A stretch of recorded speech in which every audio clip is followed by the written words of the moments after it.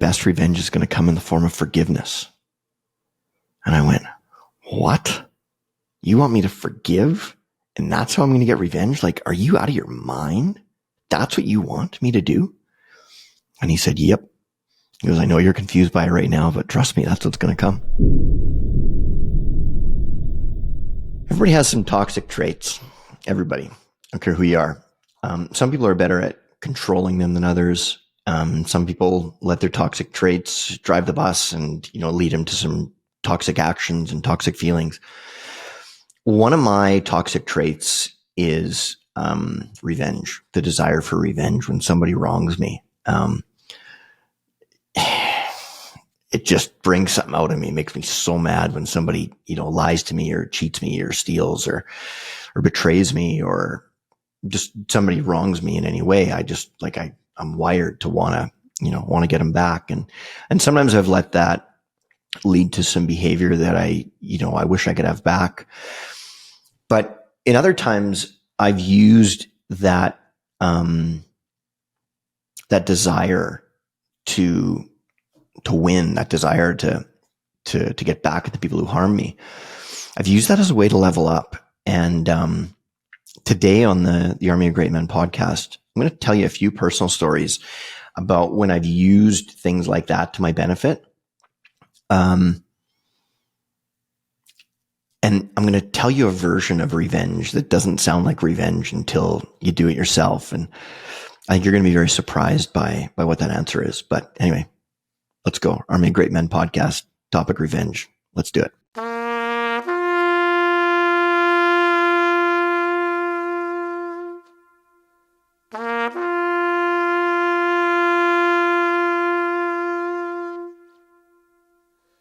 I'm going to tell you a few stories today, and they're pretty interesting stories. They're personal. I'm going to change some of the names involved because I don't want to, this isn't about airing dirty laundry, but I kind of have to tell the stories, so I'm going to change some of the names.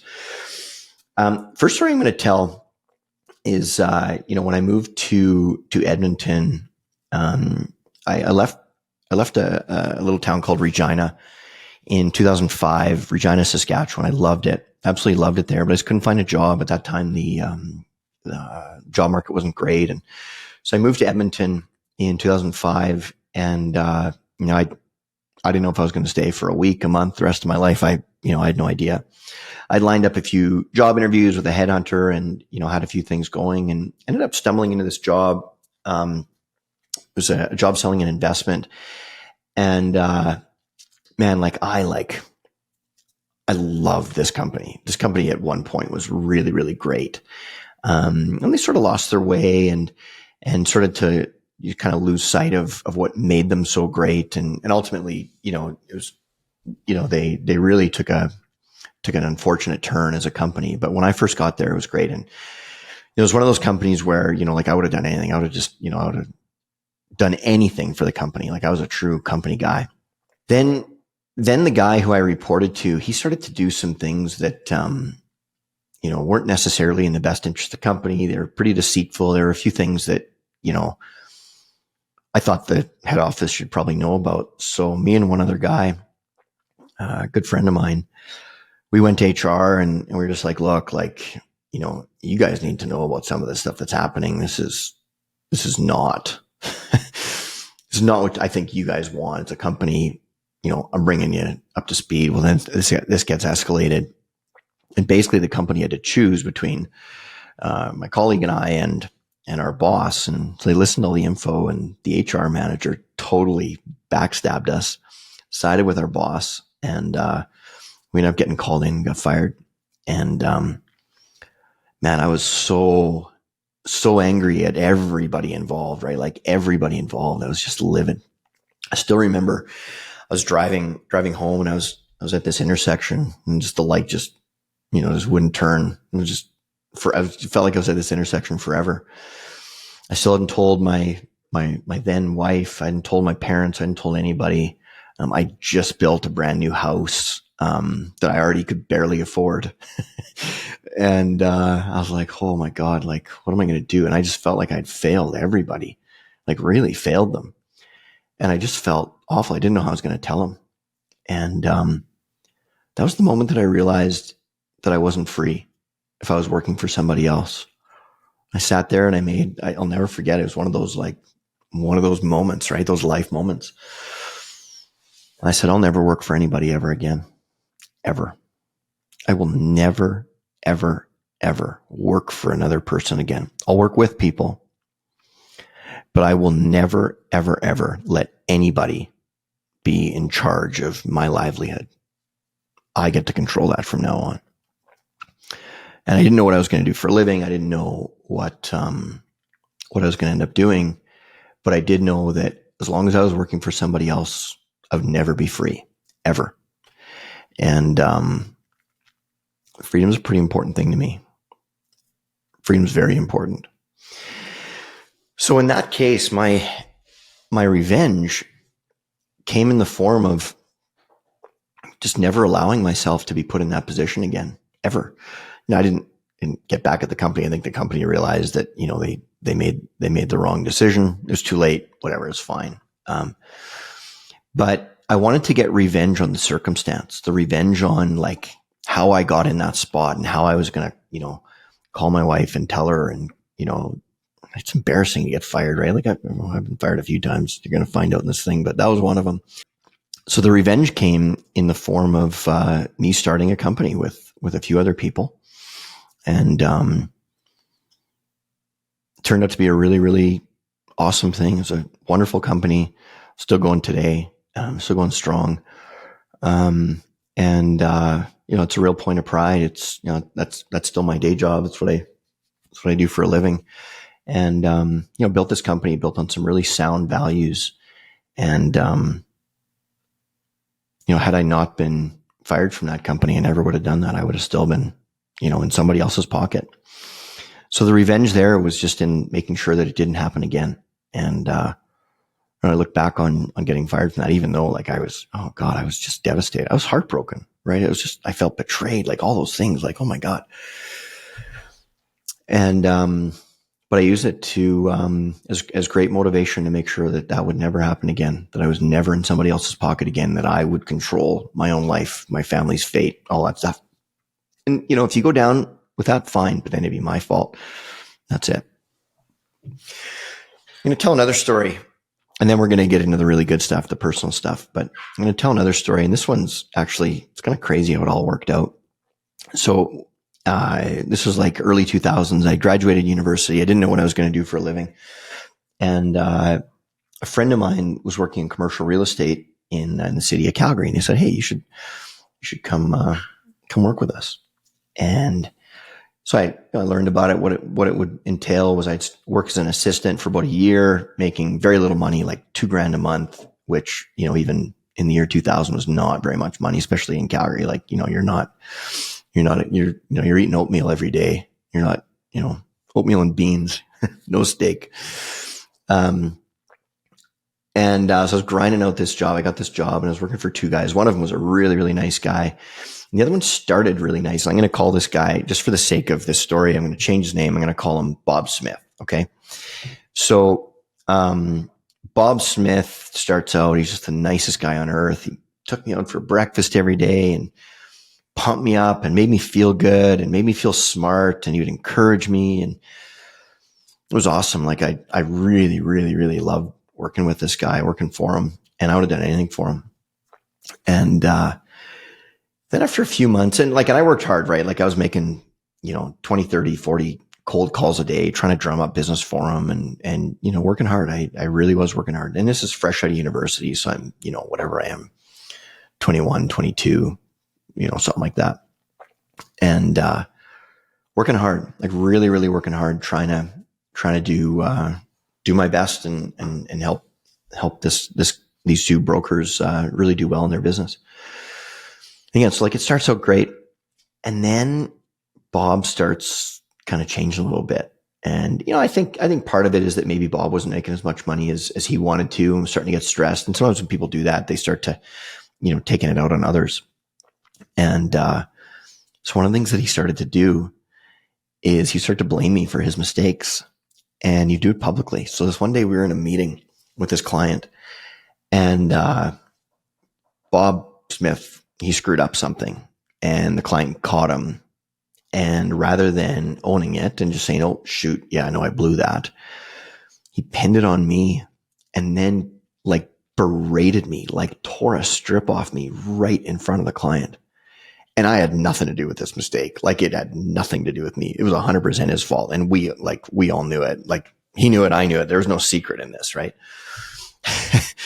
And he just tears this strip off me. And by the way, this guy, he's like 6'4", 6'5", 300 pounds. Like, he's a great big, like, hulking man. And I'm this, 22-year-old kid who probably looked like I was 14. Anything but hulking. I was this scrawny little shit. Like, I couldn't believe it. Like, he's just tearing a strip off me right in front of the client. And the client, I was the one that drummed up the business with the client in the first place. Like, and then he throws me right under the bus in front of him. So anyway, we leave, and he's just walking around the street like, nothing happened. We're walking back to the office, and then he makes a joke, and I didn't laugh. And he's like, hey, what's your problem? And I was like, look, man, I don't know how you expect things to go, but that was not cool. He's like, what? Well, what do you want me to do? I'm like, own your mistake. Like, just because I'm your assistant doesn't mean you get to treat me like shit. And I stood up for myself, and I said, that's the last time that's ever going to happen. Like, ever. Don't ever do that again. Ever. And he sort of like looks like, who the fuck do you think you are, sort of thing. And so, the office was to the right. I went left. I went for a walk and cooled off and came back. And anyway, after that, like, things just progressively got worse, and he started to really treat me like shit, like, just repeatedly. Then one day he comes in and he goes, hey, this is what I expect from you today. And if we're going to be working moving forward, I want you to do these things. And I was like, all right, I'll show him. So I made like 40 calls that day, drummed up a bunch of new meetings for him, worked my ass off like all day. Day ends, and by the way, we worked in this bullpen. So like, everybody always knew what everybody else was doing. So he says, at the end of the day, he's like, hey, no, that's better. Like, that's what I expect. And I said, okay, well, if that's what you expect moving forward, and that's fine if you do, then I have some expectations too.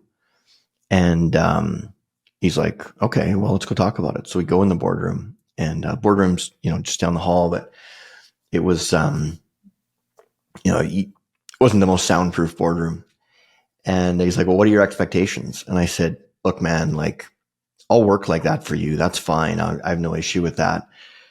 But if you want me to do that, you gotta, earn that. Right. And I don't want to come across as like some entitled little shit. Cause, I know a lot of that might come across as entitled. What I said was, as I said, if you want me to work that hard, you got to treat me with some respect, or you can pay me better. Ideally it'd be both, but like, you can't pay me what you're paying me and treat me like shit and then expect me to work like that. Like, that's unreasonable. And he lost it. Started throwing shit and get the fuck out of here. You're fired, blah, blah, blah. Like, chase me out of the boardroom. And, like, I leave, and like, everybody in the office is looking like, what the hell just happened here? And I mean, like, loud, like, he is screaming, dropping F-bombs, going crazy. I grab my coat, leave, start walking home. And, it's like, what the, and like, my buddies that I work with, like, they're chasing me down. They're like, holy shit, like, what happened? And so we went for a beer and, whatever. But I was rattled, like, seriously rattled. Cause I did, like, I liked working there, and I had lots of great friends there. Well, then the next day I get a call from the managing partner of this firm. And I called, and he said, hey, I don't like how things went down yesterday. We're really sorry about that. I hope that doesn't reflect on us. I think you just had a bad day and he took it out on you. It's like, me and the other partners, we talked, and we'd like to invite you back, not to be an assistant, but to be, your own broker. We think you're ready for it. We think you'll be great at it. But you've got to clear the air with Bob Smith. Again, not his real name, but we'll go with that. It's like, so, call him, go for coffee, clear the air. I'm sure he's going to be fine with you coming back. But you got to clear the air. It's okay. So I call him up, and I said, hey, and I was trying to be the bigger man. And I was like, hey, sorry the way things went the other day. Can we go for coffee and talk about it? And he's like, yeah, no problem. So we go for coffee, and I'll never forget it. I told him I wanted to come back, and that the other partners wanted me to, and he goes, "No, not happening." He goes, "But not for the reason you think." He goes, "This has nothing to do with me." He's like, "I'm doing you a favor here, doing you a big favor." He said, "There are three kinds of people that make it in sales, in this space. They're the kinds who are really good with, selling skills and sales skills, and they understand how to sell to people and build relationships and do all that. There's people like that, they'll find success. So then there's people who, they're really good with details, right? They really know how to fine tune all the details, and they're really good with numbers. Those people, they don't even really need to sell, because the details and the numbers, that is the sale itself. And those people do great. And then the really great ones, they know how to do both." And he goes, "Adam, trust me when I say this. Trust me. You have no sales skills. You have no personal skills. You have no relationship skills, and you're horrible with details. You're never, ever, ever going to make it in anything in sales." He goes, "I'm doing you a favor here. You should not do this. You need to leave and go find a different industry to work in, because anything to do with sales, you're going to fail. Trust me. I know what I'm talking about. I'm doing you a favor." I left that coffee shop numb, just body language, like shit. Just, probably took me forever to walk home. I couldn't believe it. Like, I get home, I call my dad and tell him this story.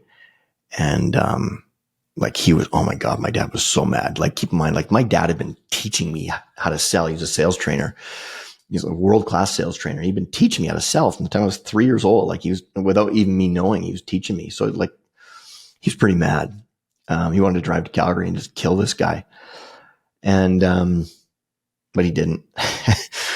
But every day, every single day, I replayed that conversation in my head.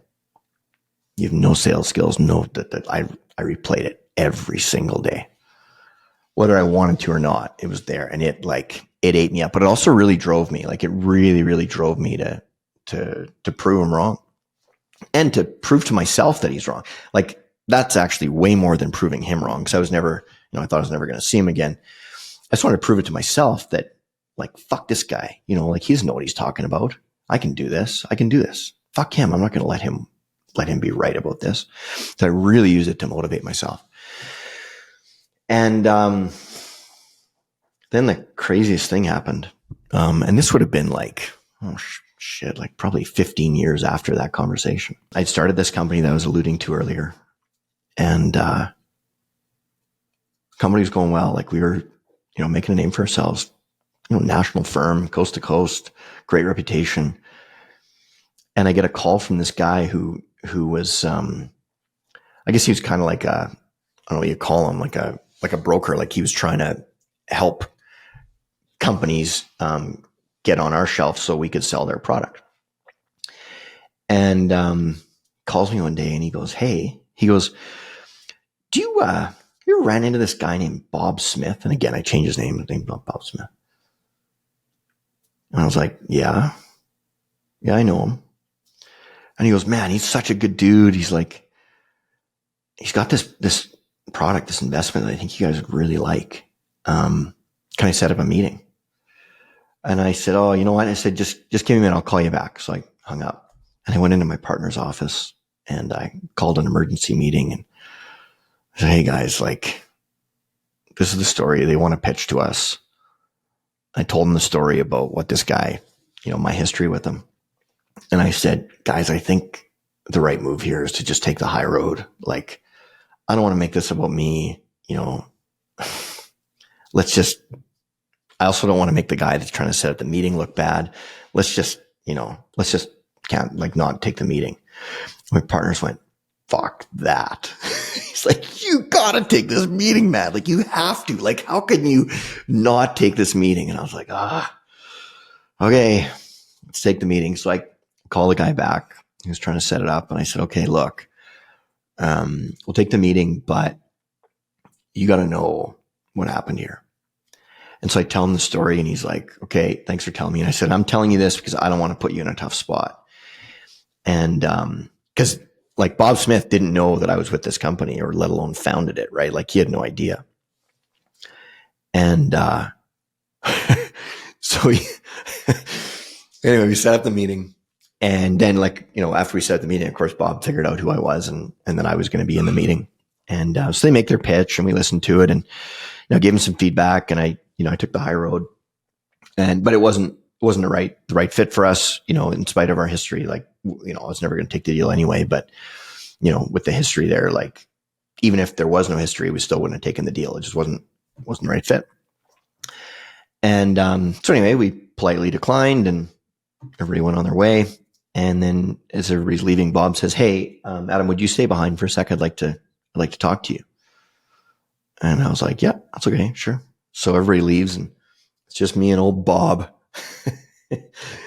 So he says, "Hey, I just wanted to apologize for, what happened in the boardroom that day." And I was like, "Well, I don't know why you'd apologize for that." I said, "You know what? I was probably a shitty assistant. Probably was for the best.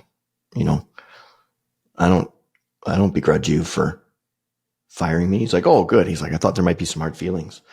And I said, "Well, wait a sec." I said, I don't care what happened in the boardroom. What happened in the coffee shop?" So I've thought about that every single day since it happened. For 15 years. I've thought about it every single day. And he goes, "What conversation in the coffee shop?" I said, "You don't remember the meeting we had in the coffee shop?" And he goes, "Nope." "Let me refresh your memory." So I tell him the story of what he said. "You'll never be successful. You'll never make it. Da, da, da, da, da." And I stayed pretty calm throughout, but like underneath, like I was like, I was boiling. And he, you could tell it sort of rattled him. And then he, in this arrogant way, he sort of leans forward and he goes, "Well, you know what, Adam?" He goes, "It looks like you found some success here, and that's great. And I'm glad that what I said to you today drove you to that. Sounds like, I may have played a role in helping you get here." And I looked at him and I said, "Go fuck yourself. Please. Go fuck yourself." I said, "Yeah, you said those things, but you didn't do it because you were trying to help me. You did it because you were trying to break me, and it didn't work. Yeah, it motivated me, but that wasn't your goal. So since it wasn't your goal, you don't get any credit. I said, please get out of my office." So he left. That was it. The funny thing was, after that, I never thought about it ever again. Like, it was done. Like, it was closure. It was done. If I'm being honest, like really honest, I don't know that I would have found the success I did had he not said that. That's the truth. And it's not that I'm giving him credit for it, because I'm not. Because again, he was trying to break me. But I don't think I would have found the success I did without the motivation that I had. And I'm not sure I would have had that motivation had he not done that. Really. The revenge that I got there wasn't what I said to him. It had nothing to do with that. The revenge there came in the form of making sure that the doubts that he put in my head were squashed. That was the revenge. The revenge was against my own self-doubt. And it worked. It really worked. It was great. Since I started the Army of Great Men podcast, I've had some really, really cool messages. Mostly about people who've been through really hard breakups or, hard loss, things like that. And I've heard some stories of betrayal that, God, heartbreaking, right? And I'm not going to go into my own personal stories. But I felt betrayed. I felt angry. The woman I had been fighting for almost 2 decades left. And, so I wanted revenge. Like, I want revenge on her. Like, I'll show her, blah, blah, blah. In those early days, I had a couple of people say to me, the best revenge isn't going to come the way you think. One guy said the best revenge is going to come in the form of forgiveness. And I went, what? You want me to forgive? And that's how I'm going to get revenge? Like, are you out of your mind? That's what you want me to do? And he said, yep. He goes, I know you're confused by it right now, but trust me, that's what's going to come. I had a woman who was doing a bunch of work with me, actually a bunch of psychedelic therapy. Her name's Jill. I'm going to tell you about her on another show. She's amazing. I just absolutely adore her. She's really, really important person in my life. And Jill told me that revenge would come in the form of gratitude. I was like, what? Gratitude? You want me to be grateful for this? She goes, yep. Yeah, I do.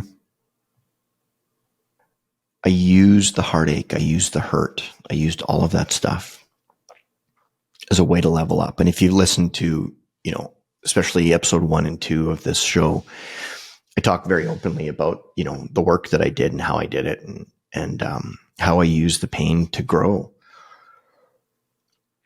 And the truth is, and this isn't a shot at my ex-wife at all. This is just the reality. It was a shitty marriage, right? Good marriages don't end.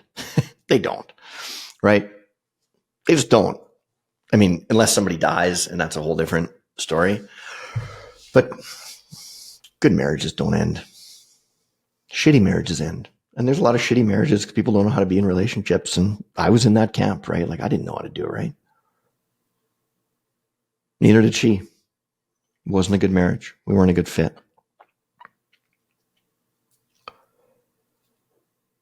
The revenge that I got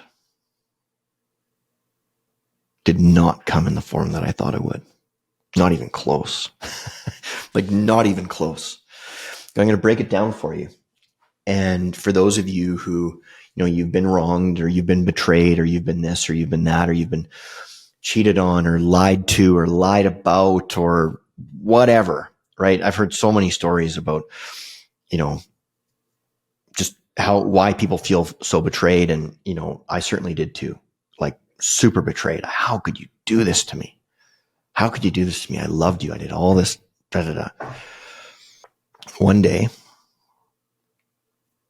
I woke up and I realized that because of all the work I did, I'd leveled up in ways that I had never even thought of. It had never occurred to me that I would be able to level up in these ways. And I'm not bragging. I'm just saying, like, I did. Like, I'm a totally different human in every single way. And I look at my life today and I look at all the love I have in my life and all the great relationships I have, all the experience I have, all the freedom I have, the level of happiness I have, all the things. Like, I've never, ever, ever been happier. I've never been better. I've never been stronger. I've never been better. My relationship with my kids has never been better. Like, let's go down the line. And then I realize, and this was a huge moment, like huge. I realized that if she hadn't have left me, I'd still be in my old life. I wouldn't have all these things that I do today. All these things that I'm just ridiculously grateful for. So would I trade what I have now for what I had then? No.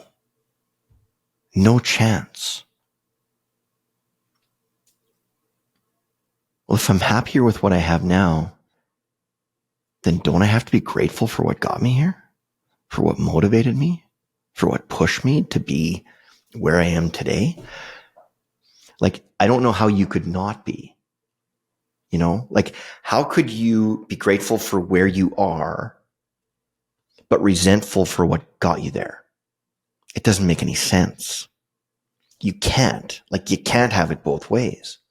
The last episode we released was all about gratitude and oh my God, like, I'm just so grateful for everything I have, the life, the love, the friendships, the everything. Like, I just couldn't possibly be more grateful for all of it.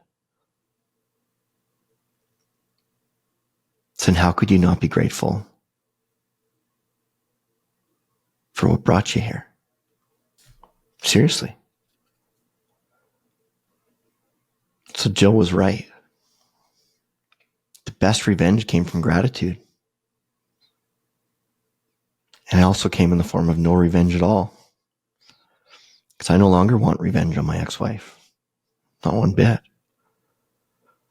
I actually hope that whatever she went through after she left brought her to the same place I did. I hope she finds her happiness. It sounds like she's pretty happy. I think that's great. It doesn't mean that we let the people who hurt us back in. It doesn't mean that we forget the things that were done and the things that were said. You know, the people who tell me the stories about how they were betrayed and cheated on, this and that and everything else. If somebody does those things to you and they lose your trust, it doesn't mean you let them back in. But it doesn't mean you need to let hate and anger and revenge consume you for the rest of time either. You can have both. You can just be, okay, that relationship is over. And you know what? Sometimes in those situations, you know, you're never going to get closure, right? Like you're never going to sit down and have a conversation with your ex and in a way where both of you can walk away and have that closure. And that's a hard thing. That's a hard thing for me for sure, right? Like closure is something that I think a lot of people need sometimes. Like that conversation I had with Bob Smith, that was closure. Like I never talked, I didn't think about those things again. That was the end of it. I don't think I'll ever have that with my ex-wife. And that's okay. Because the truth is I don't need it. And again, I just think about it as a trade. Would I give up part of my happiness today for closure? No. Would I give up any parts of my life today for the things I had before she left? No chance. Like, no chance. So Jill was right. The revenge came in the form of gratitude. And revenge came in a format of, I don't want revenge. Again, like if somebody would have told me that early on, like I would have been just like, what are you talking about? Like that is the dumbest thing I've ever heard. No way. What that other guy told me was that revenge will come in the form of forgiveness. And it is. How could I still be mad when I look at what I have now? How can I? Not mad at all. Again, doesn't mean I'm going to let people back in my life who wronged me. They've lost that, right? They don't get me anymore. You know, I don't get that. But they also don't get my anger. They don't get that. And they don't get my energy of any kind. It's done. So the revenge there just comes in the format of, thank you. I'm done. Thank you. And it's serious. Thank you. It's not where I thought I was going to go. Not even close. It's great. It's great. Now, here's where you go the opposite way. Okay. So you don't level up. And this is where you don't get revenge. You let that pain break you. You let it lead you down a shitty and dark path, right? You let it take you places that, you know, you don't want to go. And you look back and go, oh man, I wish I still had my old life because my new life sucks. Well, that's your fault. If you do that, that's on you. If you allow the pain to break you and to drive you down to a road of, you know, addiction or, you know, whatever, then you chose that. That's your fault. And then you'll constantly be blaming that other person for what brought you there, even though it was your fault. It was. Like, just because someone wrongs you doesn't mean that they're responsible for, you know, the rest of your life. They're not. You're responsible. It's on you. You got to own it because you got to live it. So in that case, you know, you'll be constantly searching for revenge and you're never going to get it. So the truth is, like, there is no revenge. The revenge is in just letting go of it and not wanting revenge anymore, which is so bizarre. It's a bit of a mind fuck, but it's the truth. Recently I had another one. I'm going to end it with this. You know, I have to say that I've been absolutely blown away with the response from this podcast. The numbers aren't huge yet.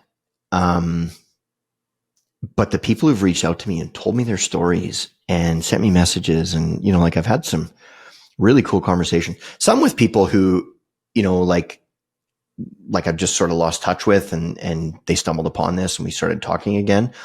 It's been great to reconnect with people. Others with like total strangers who I never would have met otherwise, who somehow stumbled onto this thing. I've had some really cool conversations with them. It's been really wonderful to hear that this is resonating with people and that it's helping people. I love it. It just makes my day. But recently I had this really strange fight with this guy who, I considered to be one of my best friends. And this guy's got some issues. But I loved him in spite of those issues. And we had this little fight, and I just realized, like, this relationship isn't serving me very well. And I feels like I'm giving a lot more than I'm getting here. And, so I didn't take any personal shots, but I just said, like, hey man, like we're done for a while here. Like, this is, I don't need this right now. And he wrote me a letter about this show, about how terrible it is, what a joke it is, how he couldn't make it through the first 10 minutes of episode 1 without wanting to puke. He's like, anybody who tells you they like this is lying. And, I thanked him for the feedback, which he didn't like. And, I've read that email like a lot since he sent it. I don't believe it's true rationally, but emotionally, like, it's there and it's causing a bunch of doubt. And, it's really, really motivating me. And so hopefully one day I get to have a conversation with that guy the way I did with old Bob Smith. Hopefully I can use it for some great motivation. And my revenge there is just to turn this thing into everything it can be. Cause I've had, I don't even know how much positive feedback I've had, like lots, like so many people have reached out thanking me for this show. You're one guy, one person who reaches out and says things like that. And it's almost like it cancels all the other stuff, right? Like I'm a pretty confident guy, but got me. Like, he's in my kitchen right now. No question. The good news is he'll never listen to the show. So he won't get the credit for being in my kitchen. I mean, he couldn't get through the first 10 minutes of the first episode without puking. So, but it's got me pretty driven. It's got me pretty motivated. And so hopefully I can use that the way I've used some of this other stuff. Guys, I don't think this episode is going to reach everybody. I think some people will just be kind of amused by some of the stories, and that's great. But I'm willing to bet that there are some people who are listening to this who have been wronged and have a strong desire to get revenge for that.